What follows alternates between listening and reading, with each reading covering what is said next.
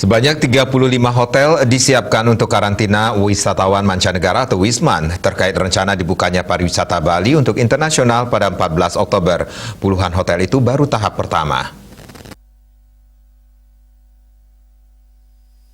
Menurut Wakil Ketua BPD PHRI Bali Gusti Ngurah Agung Rai Suryawijaya, tidak menutup kemungkinan akan ada tambahan hotel yang dijadikan lokasi karantina.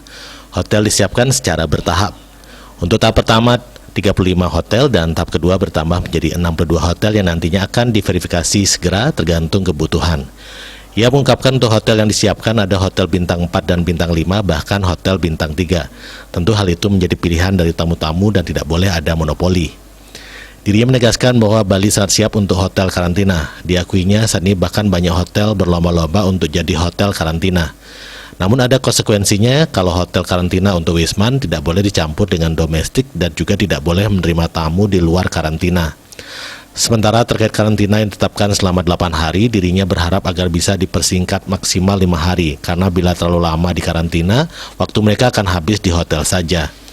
Dengan mulai dibukanya perbatasan internasional, pihaknya memperkirakan akan ada sebanyak 1.250 orang per hari.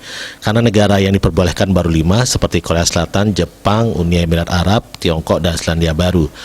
Apabila satu pesawat isinya misalnya 250 dengan 5 negara, jadi totalnya terdapat 1.250 wisatawan mancanegara. Yudi Karnaidi, Bali Pos melaporkan.